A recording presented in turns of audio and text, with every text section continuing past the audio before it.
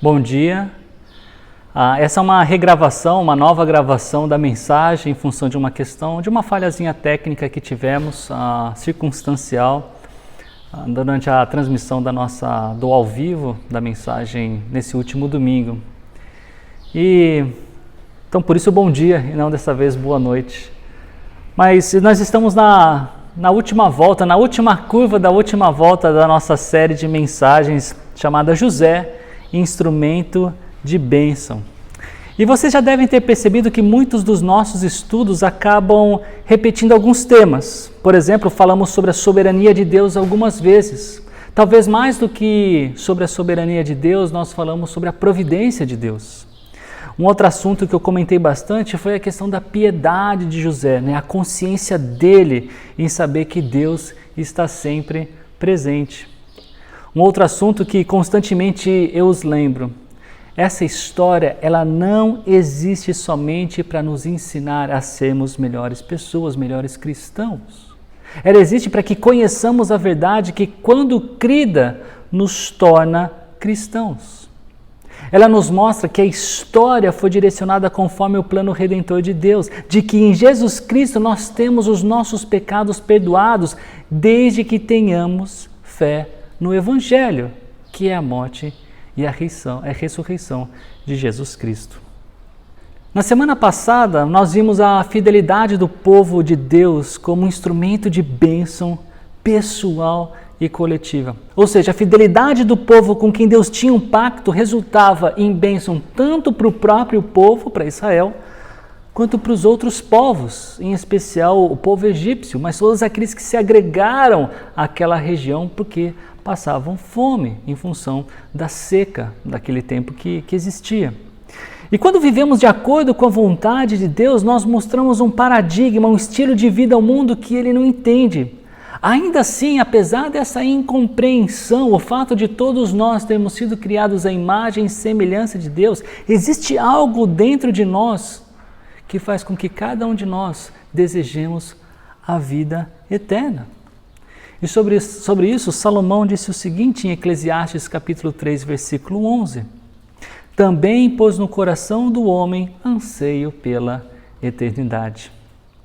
Quando a nossa vida reflete as obras daquele que é capaz de nos presentear com a eternidade, e o Espírito Santo nos capacita a isso, Deus pode convencer as pessoas e levá-las a desejar aquilo que naturalmente ninguém deseja, o que é se submeter ao Criador.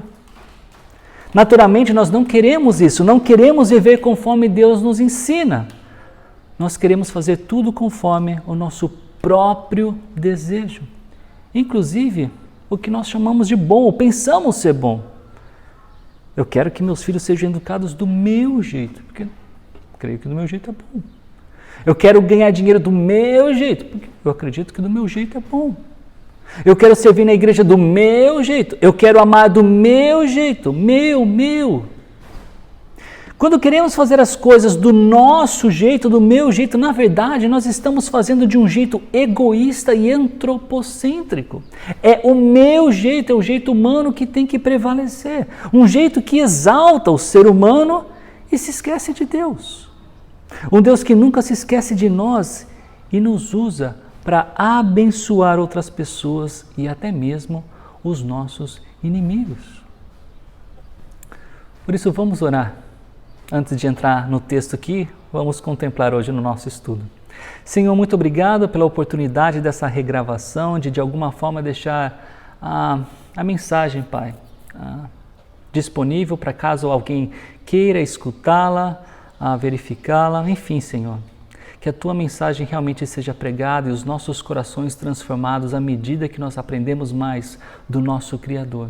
Visto que nós já temos o Espírito Santo pela Tua graça, que, como eu disse, e a Tua palavra nos ensina, à medida que nós conhecemos mais a Cristo, nós desfrutemos mais da Tua promessa, Senhor. Eu oro assim em nome de Jesus. Amém.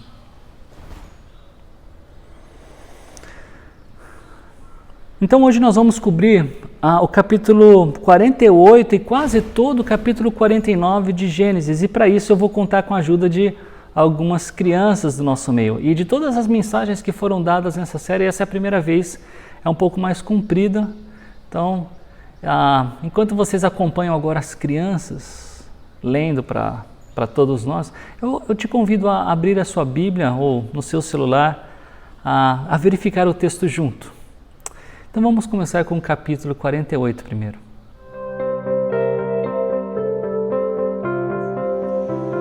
Algum tempo depois, disseram a José que o seu pai estava doente.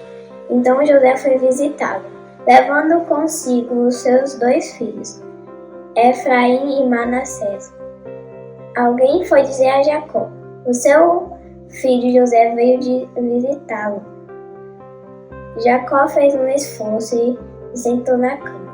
Aí disse a José: o Deus Todo-Poderoso me apareceu na cidade de Luz, lá na terra de Canaã, e me abençoou. Ele disse: eu farei com que você tenha muitos filhos e os seus descendentes formarão muitas nações. Eu darei esta terra aos seus descendentes para ser propriedade dele para sempre. E Jacó continuou dizendo a José: agora os seus filhos Efraim e Manassés, que nasceram aqui no Egito antes de eu vir para cá, esses 2 me pertencem. Efraim e Manassés são meus, tanto quanto Rúben e Simeão. Se você tiver outros filhos, eles serão seus, e por serem irmãos de Efraim e de Manassés, terão parte da herança deles. Estou fazendo isso por causa de Raquel, a sua mãe. Nós estávamos voltando para a Mesopotâmia quando, para minha infelicidade, ela morreu. No país de Canaã, pouco antes de chegarmos a Efrata, eu sepultei ali, na beira do caminho. Efrata agora é conhecida como Belém. Quando Jacó viu os filhos de José, perguntou: e esses, quem são? São os filhos de Deus. São os filhos que Deus me deu aqui no Egito, respondeu José. Jacó disse: ponha-os perto de mim para que eu lhes dê a minha bênção. Por causa da velhice, a vista de Jacó estava fraca e ele não podia ver bem. José levou os rapazes para perto dele e ele os abraçou e beijou. Jacó disse a José: eu pensei que nunca mais ia ver você, e agora Deus me deixou ver até os seus filhos. Então José tirou os 2 do colo de seu pai, ajoelhou-se e encostou o rosto no chão. Em seguida pegou Efraim com a mão direita e Manassés com a mão esquerda e fez com que ficasse perto de Jacó. Dessa maneira, Efraim ficou do lado esquerdo de Jacó e Manassés seu lado direito. Jacó estendeu os braços e cruzou-os, pondo a mão direita sobre a cabeça de Efraim, embora fosse o mais moço, e a mão esquerda sobre a cabeça de Manassés, que era o mais velho. Em seguida, deu a sua benção a José, dizendo assim: ó Deus, a quem os meus pais Abraão e Isaque serviram, abençoa esses rapazes, abençoa-os, ó Deus. Tu que me tens guiado como pastor durante toda a minha vida, até hoje. Que os abençoe o anjo que tem me livrado de todo o mal. Que o meu nome seja lembrado por meio deles. E também o nome dos meus pais Abraão e Isaque. Que eles tenham muitos filhos e muitos descendentes neste mundo. José não gostou quando viu seu pai colocar a mão direita sobre a cabeça de Efraim, e por isso pegou a mão dele para tirá-la da cabeça de Efraim e colocá-la sobre a de Manassés. E explicou: não, pai, assim não, este aqui é o filho mais velho, põe a mão direita sobre a cabeça dele. Mas Jacó não quis e disse: eu sei, filho, eu sei. Os descendentes de Manassés também serão um grande povo, mas o irmão mais moço será mais importante do que ele, e seus descendentes formarão muitas nações. Deste modo, Jacó os abençoou naquele dia, dizendo: os israelitas usarão os nomes de vocês para dar a bênção. Eles vão dizer assim: que Deus faça com vocês o que fez com Efraim e Manassés. Dessa maneira, Jacó pôs Efraim antes de Manassés. Aí disse a José: como você está vendo, eu vou morrer, mas Deus estará com vocês e os levará de volta para a terra dos seus antepassados. Eu dou Siquém a você e não aos seus irmãos. Siquém é aquela região que tomei dos amorreus, lutando com a minha espada e meu arco. E como vimos da leitura, Jacó estava muito doente, a ponto de ter feito um bom esforço para se sentar na cama e receber José, que lhe foi visitar com seus dois filhos, Manassés e Efraim. Mas Jacó não enxergava bem e até por isso só soube da presença desses dois um pouquinho adiante aqui na nossa história. Então, logo no começo do capítulo 48, o autor de Gênesis, Moisés, ele cita os filhos na ordem do mais velho para o mais novo. Mas no versículo 5, quando é Jacó quem vai falar, Moisés dizendo o que Jacó disse, ele diz primeiro o nome do mais novo. Possivelmente um apontamento aí para a bênção especial que ele teria. Jacó estava doente, mas ainda assim ele tinha uma boa memória. Ele conta sobre quando Deus lhe visitou em Luz, em Canaã. Jacó estava dizendo da promessa de Deus sobre fertilidade, sobre o crescimento numérico da família dele e sobre a terra prometida. Todos esses temas, eles dão sequência a essa nossa história bíblica, a história que conduz ao nosso Salvador. E talvez não seja por menos que logo em seguida Jacó fala do futuro. Diz que seus 2 netos seriam reconhecidos como filhos, ou seja, a herança que os tios de Manassés e Efraim teriam também seria dividida com eles. E isso explica o porquê dos descendentes de Jacó terem direito à terra quando retornam a Canaã sob a liderança de Josué. Um livro logo depois do Pentateuco. Josué é o próximo livro depois de Deuteronômio. E a razão de Jacó ter feito isso? O texto ele não é explícito. Talvez um ato de gratidão. Também não sabemos com precisão o porquê de Jacó relembrar a morte de Raquel, a mãe de José e Benjamim, no versículo 7. Vejamos novamente.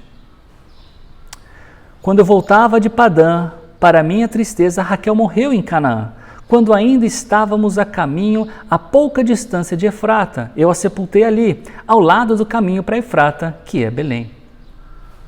Uma especulação sobre a razão de Jacó ter abençoado os seus netos e citado a morte de Raquel tem a ver com a possibilidade dela ter tido mais filhos caso não tivesse morrido.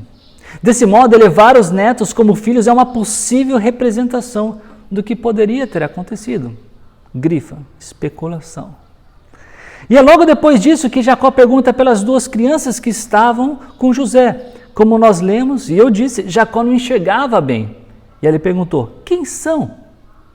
José diz que são seus filhos. Exatamente aqueles sobre quem Jacó dizia que seriam reconhecidos como seus próprios. José levou seus filhos para perto do seu pai, que os abençoou e beijou. E quando eu leio essa cena, me faz lembrar dos comentários que eu ouço especialmente de 2 casais de amigos, trabalham junto, do João e a Bia e o Reinaldo e a Tina, quando eles falam a respeito dos seus netos. Para eles, o comentário é que estar distante dos netos é a coisa mais difícil para eles. Eu ainda não tenho neto, meus filhos não estão em idade para isso ainda, mas quando leio uma cena como essa de abraços e beijos, né, do avô, eu com certeza também consigo me lembrar do meu sogro e dos meus pais quando vêm os meus filhos. É nós que moramos aqui em Paulo Afonso e eles lá em São Paulo. É gostoso quando isso acontece. Então, nessa cena que nós estamos estudando também tem bastante emoção e a gente não pode se esquecer delas. Então daí com os netos próximos de Jacó, Jacó os abençoa, uma bênção profética, E como é que ela acontece? Jacó ele colocou o seu filho mais velho próximo da mão direita de Jacó e o mais novo perto da mão esquerda. Mas Jacó, na hora de dar a bênção, na hora de abençoá-los, ao proferir as palavras de bênção, ele testemunha da devoção do seu pai, Isaac, do seu avô, Abraão, no serviço a Deus, e também fala de si mesmo a respeito da constante presença que o Senhor tinha, guiando a vida dele.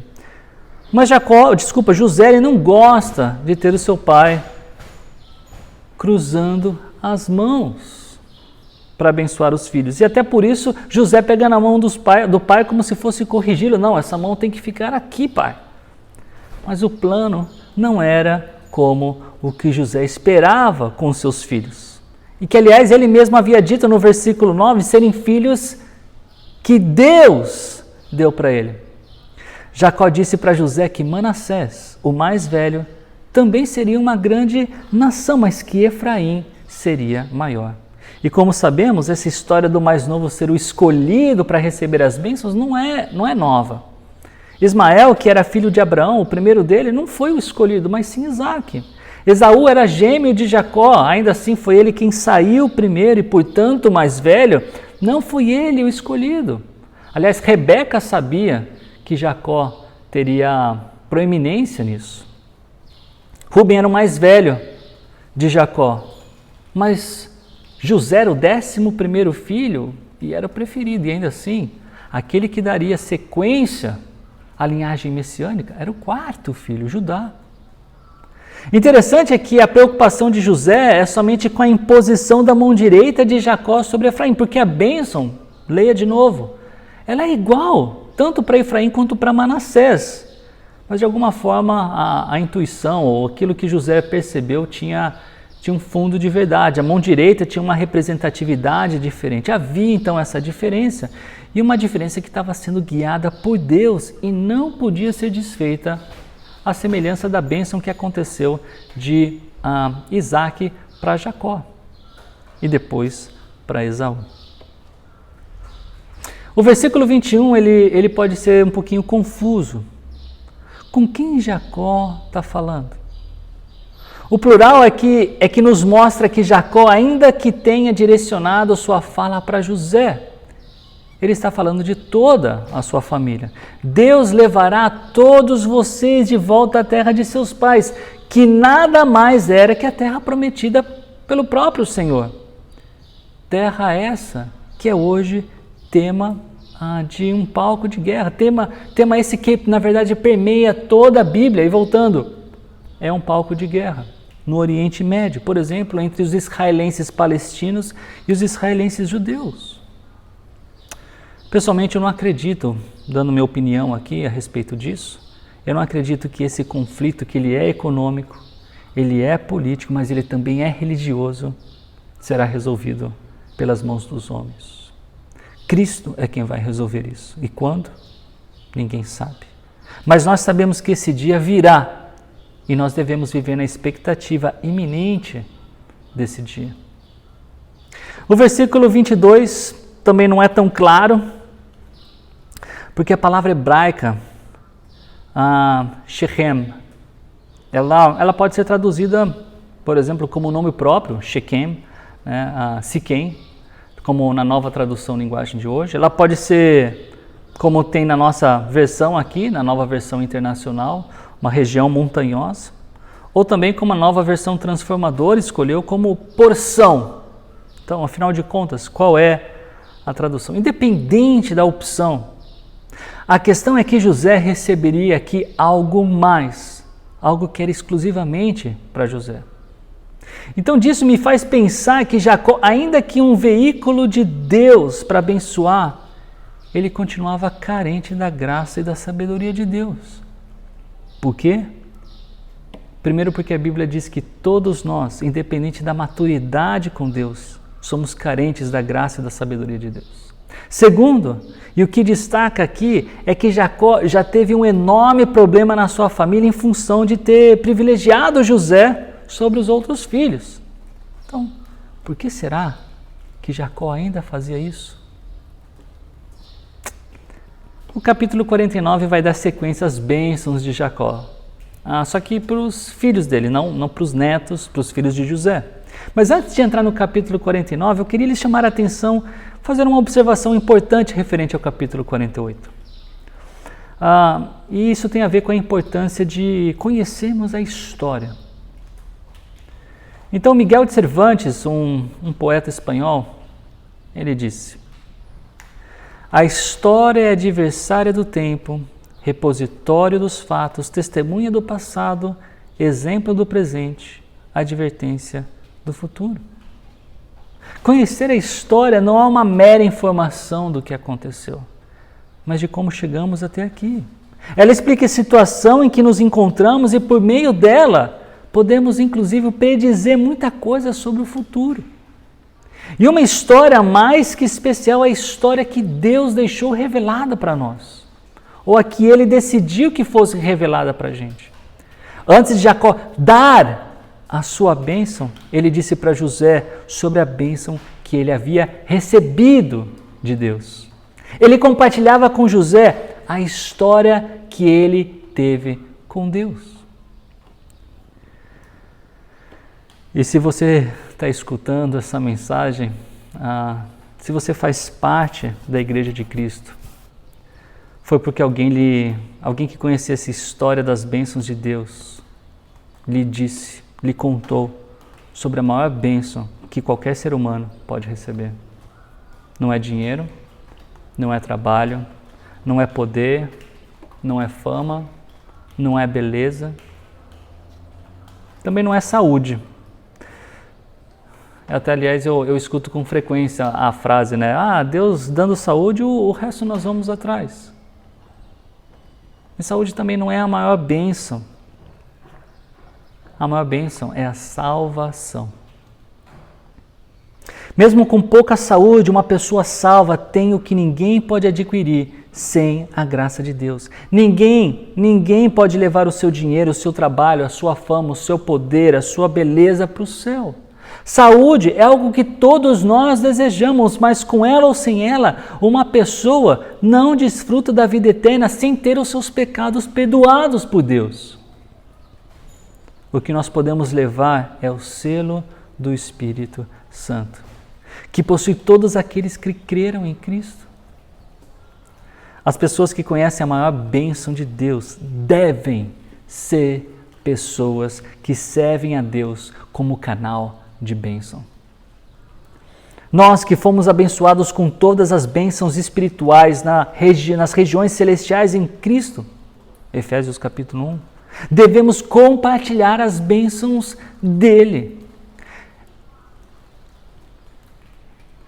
Quando a gente compartilha essas bênçãos, ela possivelmente não terá o teor profético que tinham as bênçãos de Jacó, mas ela ainda assim é profética no sentido de sermos veículos anunciantes das promessas de Deus.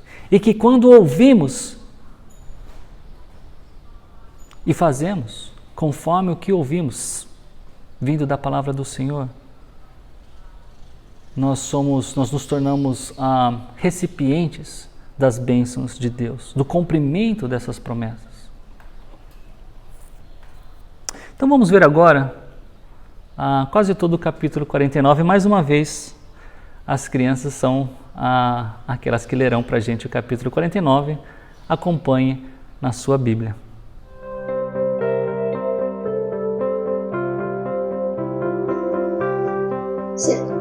Jacó abençoou seus 12 filhos e disse: fiquem em volta de mim, e eu lhe direi o que vai acontecer com vocês no futuro. Fiquem reunidos em volta de mim para ouvir, filhos de Jacó. Escutem o que diz Israel, seu pai. Ruben, você é meu filho mais velho. Você é a minha força, o primeiro fruto do meu vigor, o mais orgulhoso e o mais forte dos meus filhos. Você é violento como a correnteza, porém não será o mais importante. Use-me com a minha concubina, desonrando assim a cama de seu pai. Simeão e Levi são irmãos. Com as suas armas praticam violências. Não estarei presente quando fizerem planos, não tomarei parte nas suas reuniões, pois no seu furor mataram homens e por brincadeira alejaram touros. Maldito seja o furor deles, pois é violento. Maldita seja sua ira, pois é cruel. Eu os dividirei na terra de Israel e os espalharei no meio do seu povo. Judá, os seus irmãos o louvarão e se curvarão na sua frente. Você segurará os inimigos pelo pescoço. O meu filho, Judá, é como um leãozinho quando mata a sua vítima. Ele se agacha e se deita como um leão e como uma leoa.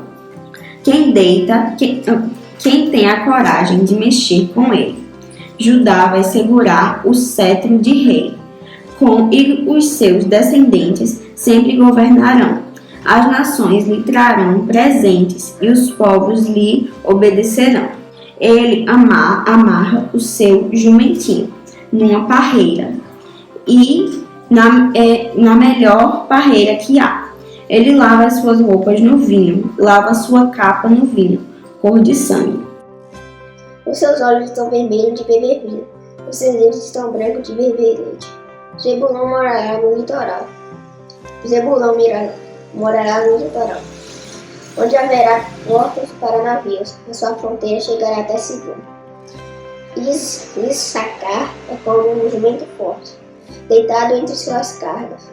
Quando viu que o país era bom e agradável para descansar, ele se abaixou para que colocassem as cargas nas suas costas e, sem reclamar, trabalhou como um escravo. Dan governará a sua própria gente. Será como as outras tribos de Israel. Não será como uma cobra na beira da estrada, como uma serpente venenosa no caminho, que morde a pata do cavalo, fazendo cair para trás o seu cavalinho. Ó Senhor, meu Deus, espero que salves. Gade será atacado por um bando de ladrões, mas depois ele os perseguirá. A terra de Asser produzirá bons alimentos, que dará alimentos que só reis merecem. Naftali é como uma corça solta que tem lindos filhotes.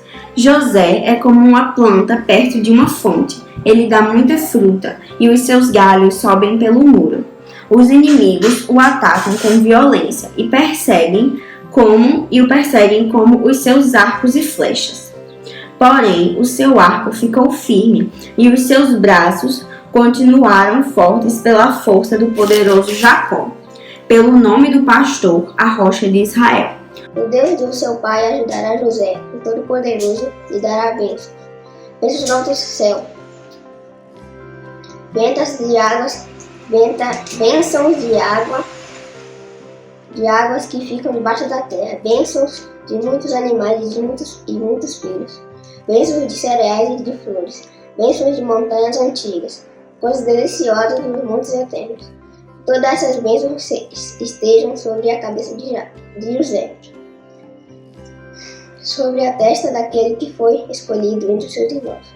Benjamim é como um lobo feroz, de manhã devorará a vítima e de tarde repartirá a sobra. São essas as 12 tribos de Israel. E foram essas as palavras que o pai disse aos seus filhos quando os abençoou. A cada um deu uma mesa especial. Especialmente em função do nosso tempo, eu não entrarei nos pormenores das bênçãos de cada filho, mas algumas coisas precisam ser relembradas ou explicadas. Por exemplo, Rúben, ele perdeu o privilégio de primogênito quando subiu à cama de seu pai. E essa história está relatada em Gênesis 35, 22. Eu destaco para a gente esse versículo. Na época em que Israel vivia naquela região, Rúben deitou-se com Bila, concubina de seu pai. E Israel ficou sabendo disso. Simeão e Levi foram homens violentos. Eles exterminaram os homens de Siquém por vingança. História que está em Gênesis 34. E aqui eu enfatizo o versículo 25 desse capítulo. 3 dias depois, quando ainda sofriam dores, aqueles homens tinham sido circuncidados em função de um trato que havia sido feito, mas com a intenção que a gente vê aqui. 2 filhos de Jacó, Simeão e Levi, irmãos de Diná, pegaram suas espadas e atacaram a cidade desprevenida, matando todos os homens. A bênção seguinte foi para Judá. E o versículo que inevitavelmente precisamos citar é o versículo 10. Diz assim: o cetro não se apartará de Judá, nem o bastão de comando de seus descendentes, até que venha aquele a quem ele pertence, e a ele as nações obedecerão. Esse é um daqueles versículos chaves para nos lembrarmos e entendermos que a semente prometida, o descendente prometido ainda estava nos planos de Deus. Pela soberania e providência de Deus, Judá seria um antecedente, um antecedente desse homem que nós sabemos, eles não sabiam, mas nós sabemos, nós temos a revelação completa, ser Jesus Cristo. Olha como o apóstolo João, agora no último livro da Bíblia, Apocalipse, fala a respeito dele no capítulo 5, versículo 5. Então um dos anciões me disse: não chore, eis que o leão da tribo de Judá, a raiz de Davi, venceu para abrir o livro e os seus 7 selos. Leão da tribo de Judá. Será que vocês ainda têm dúvidas sobre nós lermos a Bíblia, entendendo que tudo que foi escrito serviu ao propósito de apresentar o Messias, de apresentar Jesus? Não Jesus como a cultura brasileira prega e aponta, como se subir no Pão de Açúcar, no Rio de Janeiro, ou viajar até Aparecida do Norte, no interior de São Paulo, fossem alguma coisa para a fé cristã. Mas um Jesus que, como mesmo João que escreveu o Apocalipse, apresenta a razão pela qual ele escreveu o seu Evangelho. Veja, capítulo 20, versículos 30 e 31 do Evangelho de João. Jesus realizou na presença dos seus discípulos muitos outros sinais miraculosos que não estão registrados neste livro, mas estes foram escritos para que vocês creiam que Jesus é o Cristo, o Filho de Deus, e crendo, tenham vida em seu nome. Jesus registrou 7 sinais no seu Evangelho. E apesar de Jesus ter feito muitos outros, mas os que João escolheu serviu para um propósito. O propósito de que os leitores do seu livro soubessem que aquele homem chamado Jesus, ele era quem? O Messias.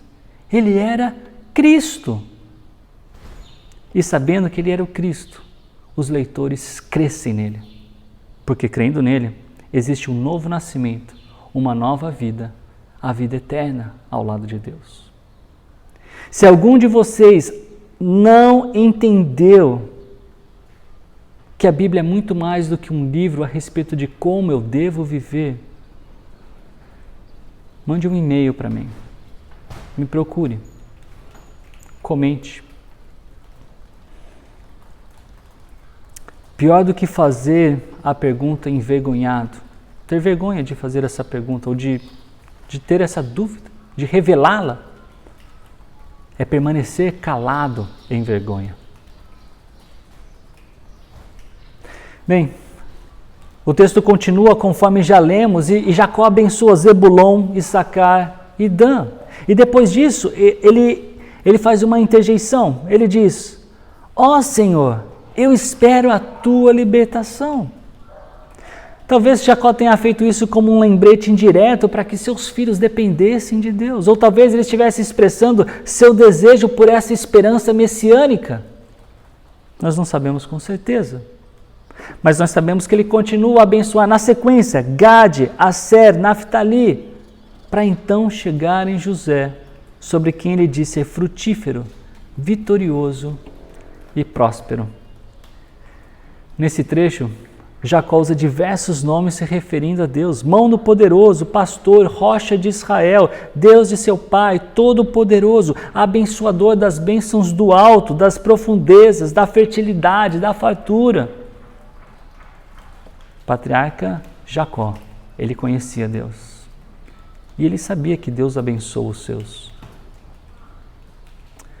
Por fim, o último a ser abençoado é Benjamim, que Jacó descreve como um predador. Os resultados dessas bênçãos nós vemos através da história do povo de Israel. de cada tribo que estes filhos eram pais. Alguns indivíduos dessas tribos foram destacados na Bíblia e quando comparados a estas bênçãos, percebemos a veracidade profética. Afinal de contas, Deus nunca perde o controle da história. Antes da conclusão geral, eu também gostaria de fazer uma observação aqui no capítulo 49. Não pense que pelo fato de você ser crente em Jesus, tudo vai dar certo na sua vida. Em especial para tocar bem no assunto que o capítulo 49 nos ensinou aqui. Não pense que as suas atitudes, as suas escolhas não afetem os seus filhos, os seus descendentes. Rubem se relacionou sexualmente com uma das concubinas de seu pai. Lavi e Simeão assassinaram todos os homens de um povo.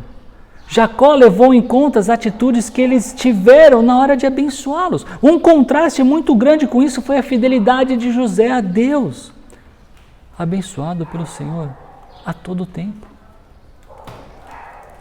Você que é pai, mãe, eu penso em mim, eu penso na minha esposa, na Karen, nós não podemos levar a graça de Deus na brincadeira. É verdade que em Cristo nós temos o perdão do pior castigo que os nossos pecados merecem. Em Cristo Deus nos tornou justos, mas enquanto Deus nos promete esse livramento do inferno, Ele não promete nos livrar de todas as consequências dos nossos pecados nessa vida. E existem erros, pecados que cometemos que ainda que possam ser perdoados, não tem retorno. As consequências são sem retorno. Por exemplo, o marido que trai a esposa engravida a amante, ou a esposa que trai o marido e se engravida, ou fica grávida.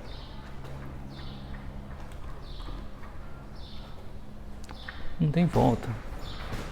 Eu não estou dizendo que o relacionamento não tenha volta, mas que as consequências não têm.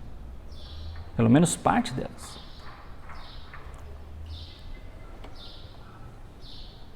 Nunca pensem que a única pessoa afetada pelo pecado é o indivíduo que comete. Seja eu, seja você. O cônjuge que você escolheu, o sócio que você escolheu, a namorada que você escolheu e até o tipo de trabalho que você escolheu, tudo isso pode te afetar. Mas tem mais. Pode afetar a sua família. Pode afetar os teus amigos, pode afetar os teus vizinhos, as pessoas próximas de você.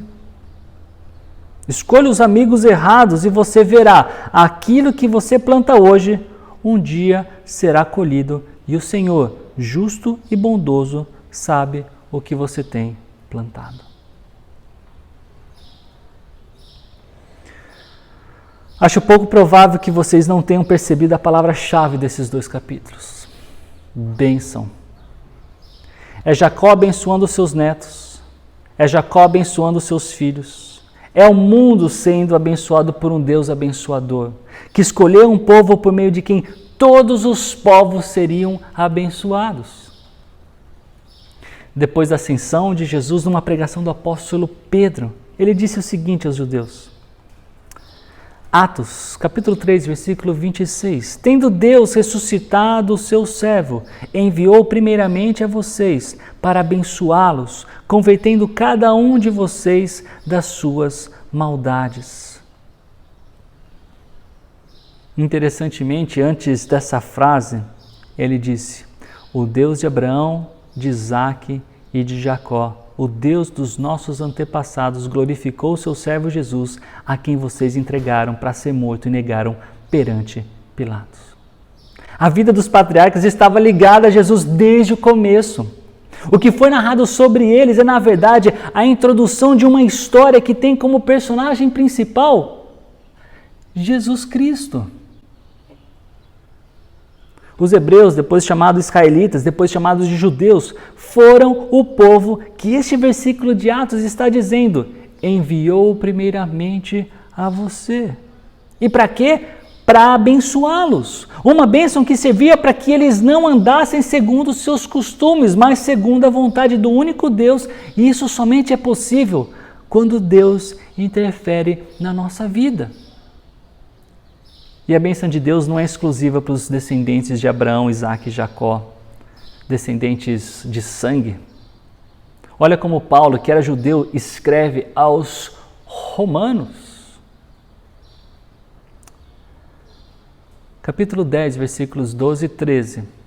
Não há diferença entre judeus e gentios, pois o mesmo Senhor é Senhor de todos e abençoa ricamente a todos os que o invocam, porque todo aquele que invocar o nome do Senhor será salvo. A bênção da salvação, ela está disponível a todos, não interessa a sua altura, não interessa o seu peso, não interessa a sua cor, não interessa o local onde você nasceu e nem qual foi a primeira língua que você aprendeu. O que importa é ter fé na obra e na pessoa do Senhor Jesus Cristo. Nosso Deus abençoa ricamente a todos que o invocam, escreveu Paulo. E sabem do que mais? Vocês podem ser instrumentos de bênção, nós podemos, para que mais pessoas saibam quem de fato é Jesus e o qual foi o motivo dele ter sido pendurado numa cruz, derramando seu sangue. Eu termino o nosso tempo de hoje com a continuação desse texto de Romanos. Agora, versículos 14 e 15. Como, pois, invocarão aquele em quem não creram? E como crerão naquele de quem não ouviram falar? E como ouvirão se não houver quem pregue? E como pregarão se não forem enviados? Como está escrito, como são belos os pés dos que anunciam boas novas. Eu não sou pedicuro e nem podólogo, mas eu sei do meu desejo em ver cada um de vocês que faz parte da Igreja Batista Fonte, de vocês que fazem parte de uma outra comunidade saudável nos ensinos das Escrituras e no louvor a Deus. É meu desejo ver cada um de vocês, cada um de nós, com os pés mais belos e lindos que existem. Para a honra e glória do nosso Deus, que já nos abençoou, mais uma vez, Efésios 1, com todas as bênçãos espirituais nas regiões celestiais em Cristo. Ele é o personagem principal, ele é o canal. E nós podemos ser instrumentos de bênção nas mãos de Deus, para a glória dele. Senhor, muito obrigado. Obrigado pela oportunidade, Pai, de regravar essa mensagem e, como eu disse, talvez de alguém escutá-la, de alguém apreciá-la e, de fato, não pela qualidade em si dela, mas pela Tua palavra, que nos ensina, Pai, que o personagem principal de tudo isso é Jesus Cristo, aquele que nos salvou dos nossos pecados morrendo na cruz do Calvário. Aquele por quem, Pai, nós precisamos somente ter fé para ser abençoado de forma tão rica. Obrigado, Senhor, por tudo que o Senhor faz por nós e por meio de nós. Eu oro assim em nome de Jesus. Amém.